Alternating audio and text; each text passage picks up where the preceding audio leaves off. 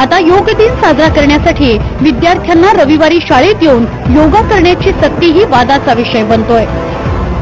हेमंत बिर्जे आणि Raju सोनवणेसह bureau report, जय महाराष्ट्र, मुंबई. 21 जून आंतरराष्ट्रीय योग दिवस आणि त्यात रविवार येतोय आणि या दिवशी विद्यार्थ्यांनी शिक्षकांनी शाळेत येऊन योगाभ्यास करावा, त्यावरचं आपण आसनं करावी असा एक फतवा काढलेला आहे. आणि याच विषयावर चर्चा करण्यासाठी आपल्या बरोबर आज पाहुणे आहेत आपल्या स्टुडिओमध्ये. मी परिचय करून देतो. वर्षा भोसले भाजप प्रवक्त्या आपल्या बरोबर आहेत. त्यानंतर अरुण सावंत जे काँग्रेसचे प्रवक्ते आहेत, तुमचं सुद्धा स्वागत. आणि डॉक्टर अविशा कुलकर्णी ज्या शिक्षण तज्ज्ञ आहेत, तुम्हा तिघांचं सुद्धा खूप खूप स्वागत या कार्यक्रमामध्ये. जेव्हापासून मोदी सरकार केंद्रामध्ये आलेलं आहे त्यापासून आपण एक दोन उदाहरणं जर पाहिलीत तर सगळ्यात पहिल्यांदा भारत स्वच्छता अभियान राबवण्यासाठी शिक्षकांनी हातात झाडू घ्यावा आणि कॉन्ट्रीब्यूट करावा असा एक फतवा काढला होता. त्यानंतर रेडिओ सेट घेऊन, टेलिव्हिजन सेट घेऊन मन की बात ऐकावेत शिक्षकांनी, विद्यार्थ्यांनी, हा सुद्धा एक सक्तीचा कार्यक्रम राबवला गेला. आणि आता तिसरं म्हणजे 21 जूनला योग दिवस आहे, आंतरराष्ट्रीय योगा दिवस. आणि या दिवशी रविवार असताना सुद्धा शाळेत येऊन सकाळी 7ला येऊन आपण योगाभ्यास करावा असा एक फतवा काढलेला आहे. माझा पहिला प्रश्न आहे भाजप प्रवक्त्या यांना की वर्षा भोसले यांना की या मागचा नेमका हेतू तुम्हाला काय वाटतो? विनोद तावडे यांनी जो हा आदेश दिलेला आहे, नेमका हेतू काय असावा? एकंदरीत केंद्रात किंवा राज्यात भारतीय जनता पार्टीचं सरकार आल्यानंतर जर आपण वेगवेगळे राबवलेले उपक्रम पाहिले तर याच्यामध्ये सर्वसामान्य माणूस हा केंद्रबिंदू राहिलेला आहे. आणि या सर्वसामान्य माणसाचं आरोग्य हे महत्वाचं आहे. आज जर विद्यार्थ्यांचा विचार केला तर विद्यार्थ्यांना मेडिटेशनची गरज आहे, योगाभ्यासाची गरज आहे. त्यांना अभ्यासाचा स्ट्रेस आहे.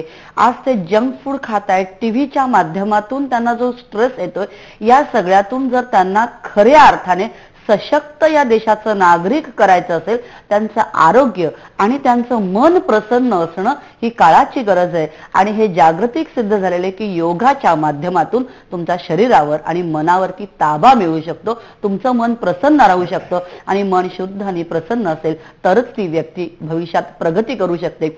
हे जर सिद्ध झालेलं आहे तर याची सक्ती म्हणण्यापेक्षा ते आवडीने लोकांनी करायला पाहिजे. कुठल्याच मुलाला सुरुवातीला पाठवलं तर शाळेत जायला आवडत नाही, ते रडतंच. मग तसंच आहे, पण नंतर त्याला ते हळूहळू त्याच्यातली गोडी वाटायला लागते. त्यामुळे काही प्रमाणामध्ये ही सक्ती जरी वाटत असली तरी सुद्धा या सक्तीतून त्यांना त्याचं महत्व कळेल आणि भविष्यामध्ये एक सशक्त पिढी निर्माण होईल. मला असं वाटतं हीच यामागची भूमिका आहे. अरुणजी, वर्षाजींनी जे काही मुद्दे मांडले त्याशी तुम्ही सहमत? कारण की इतर वेळी सुद्धा मुलं अभ्यास करतात, पीटीचे क्लासेस होतात, तर या मुद्द्यांशी तुम्ही सहमत आहात का? मी स्वतः या मुद्द्याशी मुळीच सहमत नाहीये. जसं आता भाजपाच्या ज्या मॅडम ज्या आहेत प्रतिनिधी म्हणून इथे आले, त्यांनी सांगितलं की भाजपा सरकार जेव्हापासून सत्तेवर आलं तेव्हापासून आम्ही सर्वसामान्य माणसाला केंद्रबिंदू म्हणून पाहिला आणि त्याच्यासाठी सगळ्या गोष्टी केल्या. मी स्पष्टपणे असं म्हणतो की सर्वसामान्य माणसाला यांनी केंद्रबिंदू म्हणून पाहिलं आणि त्याची फसवणूक करण्याचाच प्रकार आतापर्यंत झालेला आहे. याच्या अगोदर सुद्धा अनेक असे फतवे काढले गेले. आपण जर पाहाल तर सुरुवातीला यांचा जो फतवा होता की साफसफाईची म्हणून संपूर्ण देशभर स्वच्छता मोहीम यांनी सुरू केली आणि त्याच्यामध्ये शिक्षकांनी सुद्धा हातात झाडू गेला पाहिजे अशी सक्ती यांनी काढली होती. अशाच प्रकारच्या सक्ती आपण अनेक पाहिल्या आहेत. 21 जून हा तुम्ही योगा दिन म्हणून जाहीर केला, चांगली गोष्ट आहे, त्याच्यामागची भावना चांगली, परंतु आतापर्यंत आपण दिलेले प्रत्येक आश्वासन आपण पाळलेलं नाही, फसगतच झाली जनतेची. आणि या इथे सुद्धा तुम्ही जे म्हणता की योगा दिन साजरा करूया, परंतु योगा दिन रविवारीच का, त्याच्या पुढे किंवा मागे सुद्धा आपण साजरा करू शकतो. आणि ॲट अ टाइम तुम्ही शाळेच्या विद्यार्थ्यांना, कॉलेजच्या विद्यार्थ्यांना योगा दिनासाठी बोलवणार सकाळी पहाटे, तुम्ही त्यांची मानसिकता आहे का या गोष्टीकडे, याची पाहणी तपासणी केली का? शिक्षक येऊ शकणार आहेत का या योगा दिनाच्या याच्यासाठी?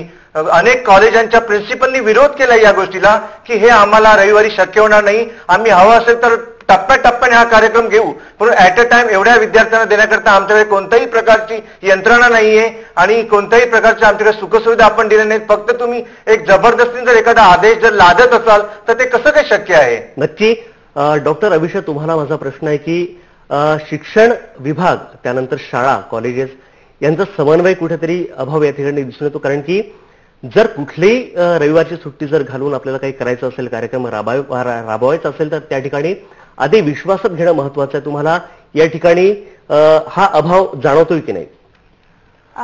नक्कीच जाणवतोय. मला सगळ्यात महत्वाचा प्रश्न हा पडतोय की हा योगा त्या 21 जूनला केल्यानेच मुलांची मनं त्या स्ट्रेसमधून बाहेर येणार आहेत का?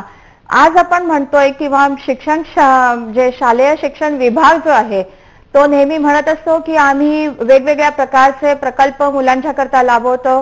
शिक्षणाच्या व्यतिरिक्त म्हणजे जे विषय असतात त्याच्या व्यतिरिक्त सुद्धा खेळ हा सब्जेक्ट त्यांना असतो. मग त्या खेळामध्ये त्यांना जे जुडो, फुटबॉल, क्रिकेट इत्यादी प्रकारचं जे प्रशिक्षण दिलं जातं मग त्याचा काही अर्थच नाहीये का? म्हणजे 21 जून ह्या एकाच दिवशी योगा केला आणि बाकीच्या दिवशी मग त्यांनी करायचं नाही का? मग खरं तर असं पाहिजे की हा मला एक कॉस्मेटिक इलाज असा वाटतो आहे. जर तुम्हाला खरंच मुलांना त्याच्यामधून बाहेर काढायचं असेल स्ट्रेसमधून तर वर्षभर ज्या वेळेला योगाचे क्लास शाळेमध्ये चालतात त्यावेळेला त्यांना लागणाऱ्या त्या ज्या चटया असतात, त्या योगा मॅट्स असतात किंवा प्रशिक्षित जे शिक्षक असतात ते शिक्षक त्या शाळेमध्ये आहेत की नाही किंवा वर्षभर हा उपक्रम राबवला जातोय की नाही. आणि योगा हा एकच नाही, बाकीचंही मुलांना ज्या शाळांना मैदानं नाहीत, मुलं खेळू शकत नाहीत, आज शिक्षणाचं जे बाजारीकरण चाललेलं आहे त्याच्यावरती मोठे मोठे निर्णय घेणं गरजेचं आहे. त्याच्याकरता आम्ही शिक्षण मंत्र्यांच्या बरोबर सुद्धा कित्येक वेळेला बोलणी केलेली आहेत पण त्याच्यावरती कुठल्याही प्रकारचा फतवा निघत नाही. माझं मोदी साहेबांना म्हणणं आहे की या येणाऱ्या पिढीकरता आपल्याला जर त्यांना या त्रासातून बाहेर काढायचं असेल तर शिक्षण क्षेत्रामध्ये खूप मोठे आमूलाग्र बदल करण्याची गरज आहे आणि त्याच्यावरती लक्ष देण्याची. हे जे कॉस्मेटिक इलाज, टेम्पररी इलाज जे आपण करतो आहोत ते करून चालणार नाहीये. तर लोकांच्या मनामध्ये जर तुम्हाला खरंच घुसायचं असेल तर त्यांच्या गरजा काय आहेत हे बघा. आणि याविषयी तुम्ही खूप छान मुद्दा म्हणला या ठिकाणी की शाळेला पटांगण नाहीत, ग्राउंड्स नाहीयेत आणि या ठिकाणी खूप महत्वाचं म्हणजे छोट्या मुलांना किंवा विद्यार्थ्यांना शाळेला खेळण्यासाठी ग्राउंड्स नाहीत. तर या गोष्टीकडे भाजपने कशा प्रकारची भूमिका घ्यावी असं माझा प्रश्न आहे वर्षा भोसले यांना. मी आधी अरुणजी आणि कुलकर्णीताई यांच्या दोघांविषयी थोडंसं बोलेन की अरुणजी असं म्हणाले की आणि अतिशती पण म्हणाले की 21 जूनच का? निश्चितपणे 21 जूनच का? आणि इतर शाळांचे प्रश्न नाही आहेत का? 100% अनेक समस्या शिक्षण क्षेत्रात आहेत, त्या स्टेप बाय स्टेप आपल्याला सोडवायच्यात. मैदानं नाहीत हा सुद्धा मोठा प्रश्न आहे. पण आज लगेच बोललं की मैदानं उभी राहणार नाहीत, त्याला काहीतरी पर्यायी व्यवस्था करायला लागेल, त्याला काही वेळ लागेल. पण ऍट द सेम टाइम ज्या गोष्टी कदाचित थोडी सक्ती वाटत असेल तरी त्याच्यातून मार्ग निघू शकेल. हा सुट्टीचा दिवस आहे कारण इतर दिवसाचं शेड्यूल डिस्टर्ब न करता त्या दिवशी सकाळ आणि दुपारच्या अधिवेशनातली मुलं सुद्धा टप्प्याटप्प्याने येऊन सकाळच्या वेळेत जर तो योगाभ्यास केला आणि पुढच्या वर्षी सुद्धा 21 जूनला आपल्याला आंतरराष्ट्रीय योग दिन आपल्याला करायचा आहे तर आपल्याला वर्षभर त्याची सुरुवात केली पाहिजे. त्या दृष्टिकोनातून लागणाऱ्या उपाययोजना या शाळांनाही करायला लागतील. शासन त्याच्यासाठी लागणारं सगळं सहकार्य शाळांना करेल पण त्याची कुठेतरी सुरुवात झाली पाहिजे होती. पण आता झालंय असं की मोदीजी आणि महाराष्ट्रातलं देवेंद्रजींचं सरकार यांच्याविषयी टीका करायला काही राहिलं नाही. त्याच्यामुळे जे काही चांगलं करतील त्याच्या विरोधात सुद्धा टीका करायची.